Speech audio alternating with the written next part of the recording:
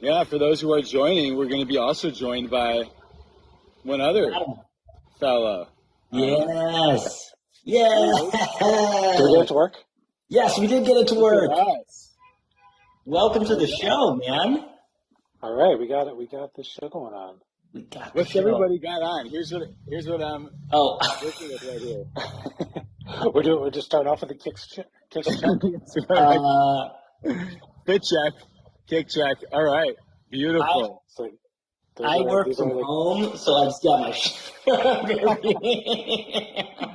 That's the best type. Barefoot? I'm barefoot. Barefoot. I can't wear my shoes upstairs in my carpeted office. You gotta have some nice indoor shoes. I know, I do. Especially when my cat pees or throws up on something. It's important. It's important. Well, why don't we start the show? I'll do our kind of typical Divergent Minds kind of intro, and then we can edit this and everything like that, and then we'll jump in. Sound good? Let's do it. Oh, this is so dope. All right. Welcome, everybody. My name is Dr. Ashwin Sood, and I'm with my colleague, Dr. Jeremy Chapman, and our esteemed guest, Dr. Salman Mirza. And we are on the show Divergent Minds. It's a weekly podcast that's often showed on our SSM Health Treffert Studios, based 12:15 to 12:45 Central Standard Time, so that's 1:15 to 1:45 if you're on the East Coast. And typically we have this podcast to show and discuss everything mental health related, and we have a guest on today. And so we love to have you guys leave comments, questions, or anything like that. But we're 3 board-certified child and adolescent psychiatrists here to talk to you about social media, digital mental health, and TikTok. I'd like to invite both of you to join in. Sure. Thanks, Ashton, for having me on. For those who know me, who may not know me, my name is Salman Mirza. I am based out of Northern Virginia, triple board certified, adult psychiatry, child adolescent psychiatry, and addiction medicine. So I do a lot of work mostly with kids and adolescents, but I like working with adults as well, and do ADHD stuff, Spravato, a lot of stuff in addiction, so things like opioids and alcohol use disorder. Triple boarded, man. 3 boards. Come on. Yeah. That is deluxe. Do you find that you use any of them more or less than the others? They all factor in on a daily basis. Yeah, they all kind of tie together.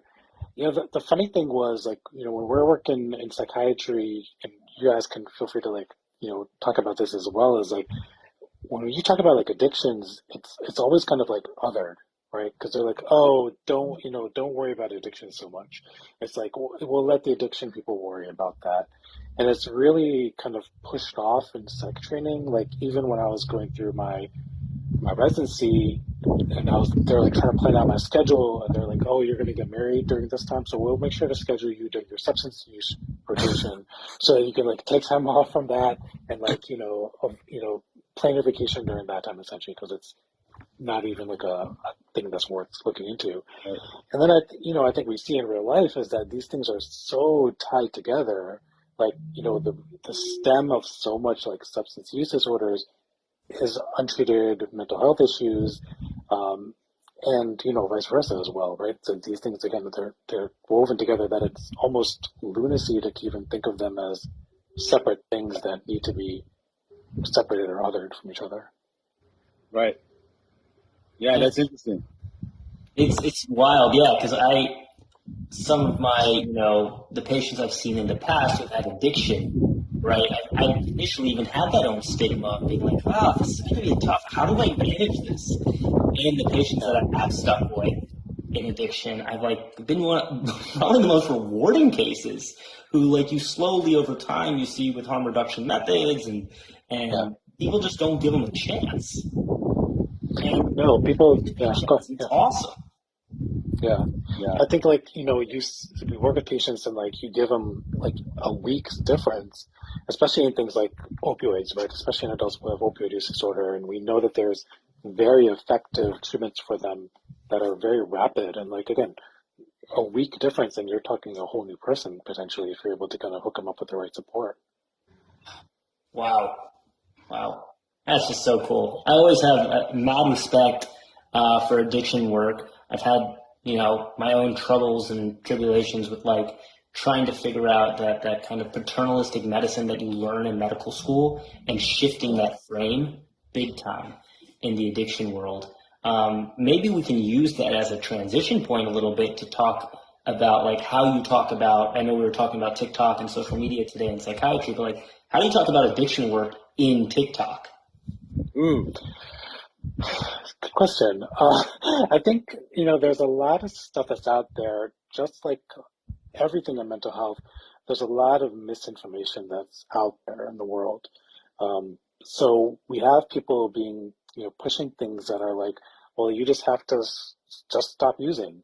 And, you just need to have willpower and resiliency, and then you'll be able to get through anything. And a lot of stuff is faith-based as well, like put your trust in God and put your trust in Jesus. And again, not to like signal or kind of, point one out versus the other ones, but this is the common things that we see, right? Because like things like AA and NA were faith-based kind of foundings or had their grounds in there, and very much again in that Christian kind of faith-based system that's there. So, and what we see in like reality is that like those approaches were, the questions on our test were like, oh, send them to AA and tell them to go to like CBT or whatever. Yeah. They fail, right? They're over 90% failure rate. Wow. And it becomes this thing where, the rehab industry, the drug rehab industry becomes the revolving door. And what you say is when you discharge a patient is like, we'll see you next time, right? Because that's the reality of the situation is most of the time that they're just going to be like, we'll keep the door open for you. So when we do things like on TikTok, it's the idea that TikTok or any other kind of social media is that like we're putting out more information, more kind of medical evidence-based education to say like, here's something that works. And you don't have to just stop using. You don't have to like give yourself up to God. If a lot of people don't necessarily have like that faith anymore, or they just never had it, never really raised with it. So the more options we give people, like I've lost count of the number of people who've come to me who said like, I saw your podcast about like the Sinclair method for alcohol use, and this opened my eyes to like a whole other way of treating my alcohol use. I've had patients with opioid use disorder who were like, I didn't know that Suboxone was a thing, and then I saw this video or somebody turned me onto it, and it was like, yes, like that's what we're trying to go for is again, just putting out information from like a reputable source versus just like vibes and stop using. I have a lot of feelings about what you said because I will open the door for Dr. Chapman because I don't want to dominate too much. But Dr. Chapman, what do you think?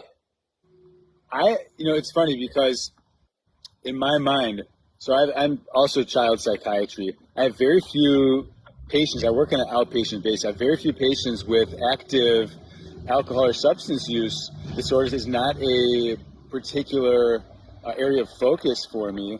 And so I probably underexplore it because it's probably more prevalent amongst my population of patients than I even give it credit for, and I mean, especially vaping and other things like that. Like, I don't know. I think it's one of those things where if you're oriented around it, you know the right questions to ask, you know how to sense it, and you know how to maybe, find out if there's something lying beneath the surface. And if I go through my like HPI, my set of questions, I go through my like standard, okay, any drugs, if I'm not digging deep, I'm going to miss it. And that's actually why I care so much about asking about screen time. I don't want to shift the whole conversation yet, but for me, that's something that I feel comfortable asking pretty deeply about, and I've gotten better and better at doing the review of screen time, if that's what we'll call it. And I know that many of my colleagues and certainly my supervisors from training, they'll do with screen time what I sometimes will do with maybe substances. They'll go through the motions of asking the questions, but not really read between the lines, and there's so much more there. I feel like someone who maybe is trained and or specializes, like yourself, Suman, is just going to be able to uncover and treat and address a lot more of that particular thing. If you had my patient population, you would probably be finding more of this stuff. Yeah, because the idea is that like when we talk about teens as a whole, like we know that teens experiment on stuff. Like that's what they're supposed to do. So the idea is that like if you go into that mentality with like, hey, this is what they're supposed to be doing, we kind of ask about it and again, the approach is to be very non-judgmental and to kind of ask like, what kind of substances do you use? And versus like, do you use any kind of substances? But like, what kind of substances do you use? Nicotine, cannabis, are you using things like alcohol? And then, they'll share it, right? And again, like we always take that approach with them, being like, try to have that one-on-one time with them when we talk about more sensitive kind of subjects. And then going from that point of view versus saying things like, do you use these things? And then when going down, kind of even when someone says like, yes, I vape, or yes, I drink on the weekends, or yes, I'll hit some THC with my buddies on here and there. Like again, a non-judgmental approach and saying things like, well, what does it do for you, right? What are the things that it does for you? What are the positive things that it does for you? What are the negative things that potentially come from it? And then kind of going down that pathway of questions to really see like, is this a use disorder versus is this like normal teenage experimentation? Like, so again, having that approach of being able to say like, I understand that this may be something that you're doing, and I just want to know because this helps me inform my treatment with you better. I love that. Go for it. You open up the door by saying that stuff, by asking those questions, and almost assuming that they do. Not assuming they do, but like normalizing it and saying what is it that you use as opposed to do. I'm actually curious, and I was trying to figure out how to do a poll. Maybe somebody else knows how to. But for the people who are watching this right now, I'm just almost anonymous. Are there things that you don't share with if you see a psychiatrist or therapist? What are some of the things that you maybe would tell them if they asked in a certain way, but don't? Or things that you just don't tell them? That's a phenomenal question. And I wonder, if we do more of these lives to actually open it up more to the audience for that, because that's actually a really good way for us to learn.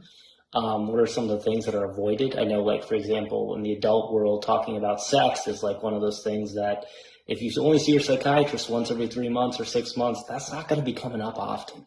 And that is a huge reason for SSRI discontinuation. If there's something wrong with like libido or anorgasmia or something of that nature.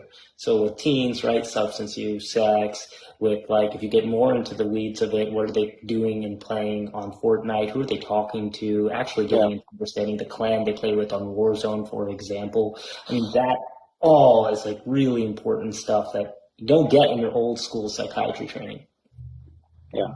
No, for sure. And I always kind of like say whenever I'm teaching like residents or students or anybody like that, I was like, ask the second level question, right? It's never just like, are you playing video games? It's like, what are you playing? Yeah. Who are you playing with, right? That's the kind of questions. It's not just like, oh, they play video games.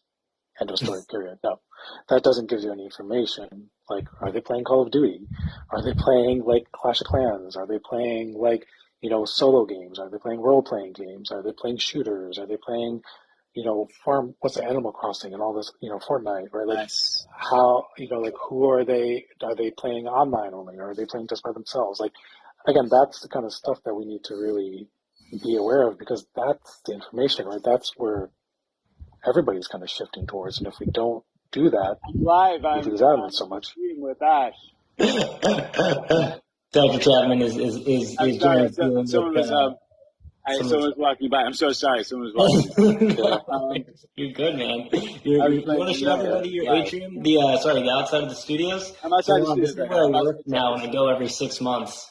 Yeah. They have a little forest and garden and everything like that. Yeah, we didn't tell you too much about it, Suman, but we work in a place where we have all kinds of multimedia equipment here, the ability to broadcast and make videos and stuff. We make that part of the process, and that's actually a nice segue.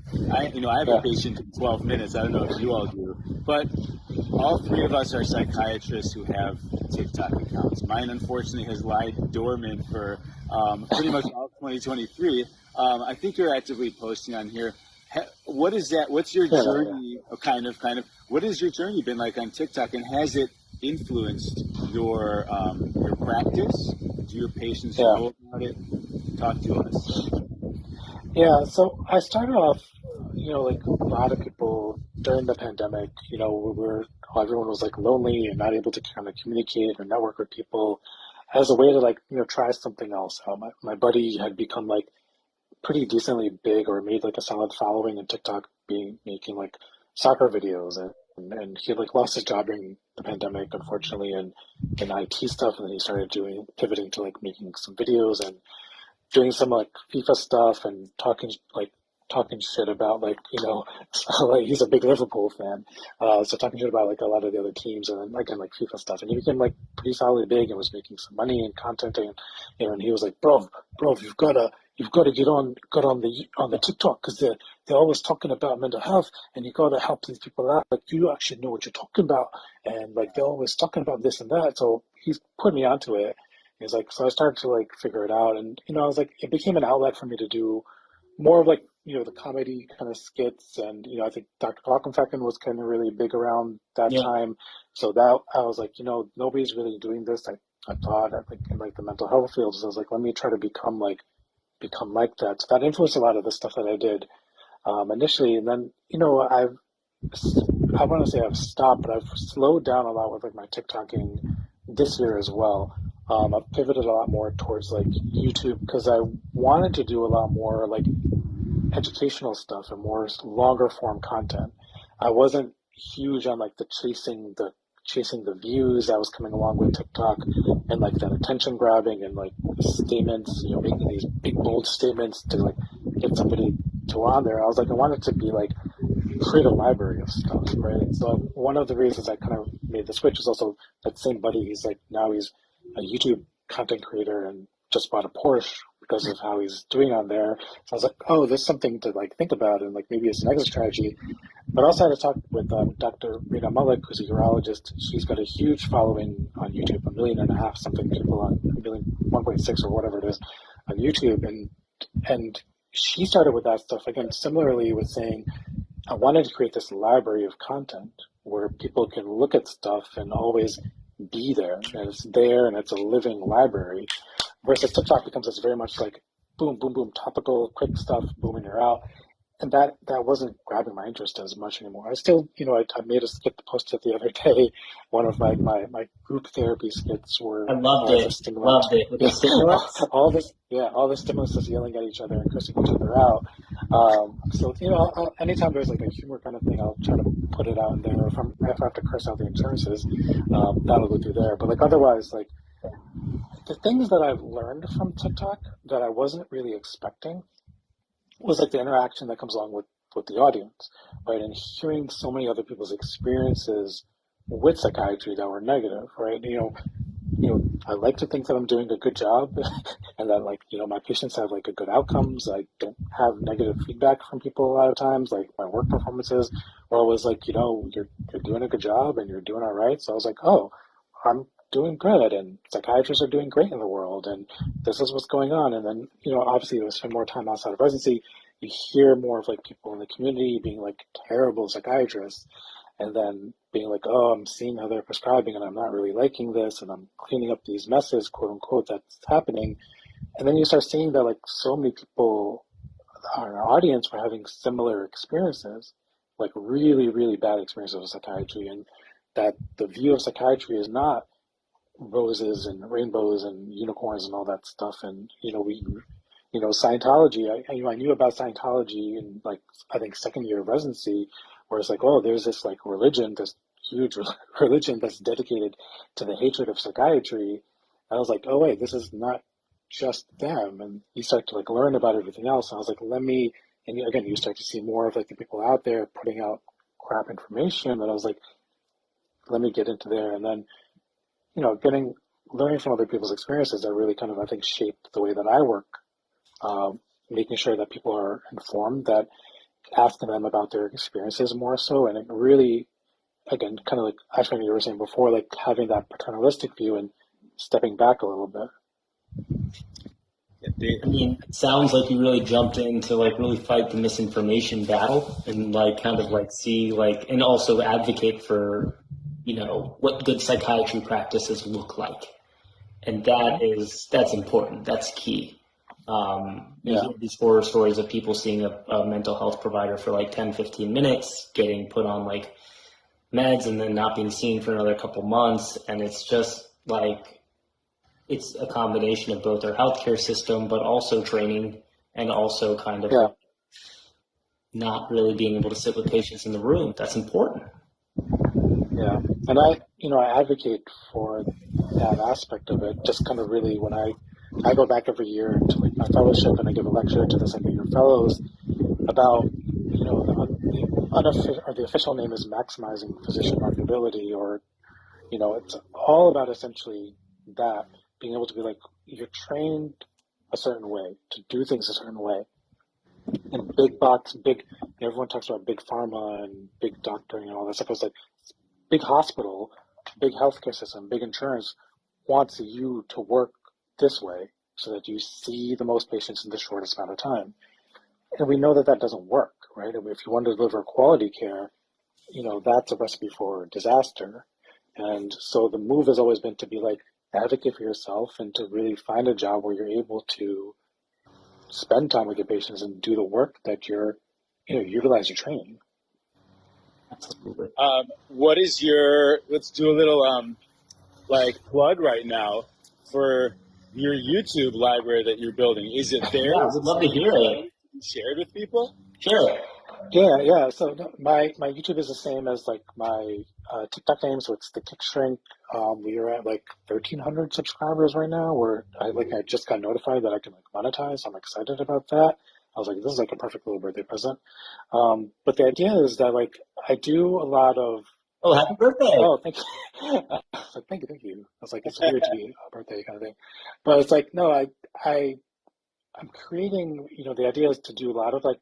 I do a lot of like ADHD stuff on there, do some medication breakdowns, some skills for things. My latest video that I did was like on the stigma associated with like taking ADHD medication and why that exists and why that's like wrong. Before that was like I'm looking at seasonal depression and then 5 ways to kind of work with seasonal depression as we're getting into there. I do some of like my personal kind of stuff, not personal stuff, but more so like personal kind of interest to kind of bring in like pop culture into there as well. I did a video recently on how like Professor Xavier from the X-Men is a cult leader and like psychology of cults, right? Things like that. And I'm a big wrestling fan and how like the bloodline storyline, I don't know how people are wrestling people here, but like the bloodline story that's been going on for 2-3 years is on like WWE. on WWE is like the perfect example of trauma bonding. And a lot of this is the idea of like trauma bonding has this has been so misused in social media that like the word is actually distorted, that people are totally misusing it. So it's like, no, this is a perfect example of what trauma bonding is, and WWE is telling the story. And it's like, let me see how we can like bring that into like kind of education a little bit like that. Our field is so ripe for that because, I mean, anything, I have to say, almost anything from pop culture can be drawn to mental. You can find the intersection. Urology, no offense to my buddies who went into Euro, but it's not quite as easy but we can be creative. That's what drew me to psychiatry in the first place, is you can be creative and you can take what it is that you like and find how that relates to our field, whether it's X-Men, shoes, wrestling, or whatever, and it's just so, and then for our patients too. So somebody comes into my office and loves, Five Nights at Freddy's, or loves collecting, okay, let's make that the focus of our work together, and we can discuss your anxiety within the scope of that. That's what I love, getting to make those connections as a psychiatrist. And I do like podcasting as well, which has been like something I've enjoyed a lot, with being able to like reach out to people, other social media creators or other people in the field that I admire, to be like, let's like talk for an hour or whatever it is and put something out there. And again, networking, creating some educational content, that's been like fantastic. So that's like another thing that's on the YouTube as well. So that's I've really, really enjoyed that aspect of it too. Yeah, it's unfortunate. We could have this conversation for hours because there's so much like two brilliant minds on here. That I just like learned so much from you two. But I just want to. I wandered 3 blocks away from my office because I was being chased by a lawnmower. So I could not get away from the sounds. I have to start walking back. This is hilarious. Unfortunately, we're out of time.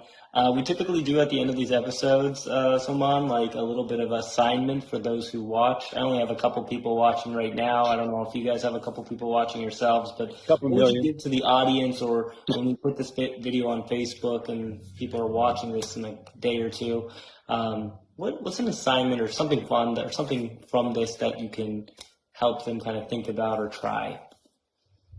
I would say is that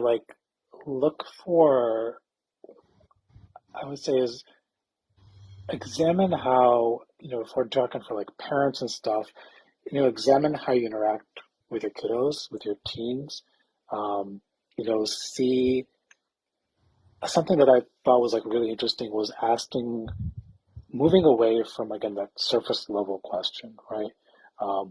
I'd done something about don't ask, the standard kind of parent question is how is your day at school, right? And that, what is a kid going to say? Good, fine, it was okay, or it was bad, or whatever, right? Kind of reframe or reshape that question to say, what was your favorite part of school today? What was the best thing that you learned at school today, or something like that? So a lot of it kind of comes down to getting away from how or why questions to asking what questions, because you get better responses with that kind of stuff. So I think that's really great for communication, and I think that's a way that we can all improve communication as a whole. You heard it here first, Dr. Mirza, dropping some wisdom on all of us. What questions rather than the why questions, which is great for any psychiatry residents learning child psych as well. Great way to understand children as well. Unfortunately, we are out of time. I am Dr. Ashwin Sood. This is Dr. Jeremy Chapman. This is the wonderful Dr. Soman Mirza. We're all board-certified child and adolescent psychiatrists. Only one of us is wonderful. One of us is wonderful. Dr. Chapman, you're always wonderful. It's a given as we see you weekly. But thank you so much for joining Divergent Minds. If you're interested in learning more, follow us at SSM Health Treffert Studios. It's linked in our bio on my media site, as well as check out Dr. Soman Mirza's amazing YouTube series as well. Just Google his name. You'll find it out there. It's also on his The Tick Shrink on TikTok. You can find linked in his bio as well. So wonderful seeing both of y'all, and we'll stay in touch. See you, everybody. Thank you. I'll see you. Later.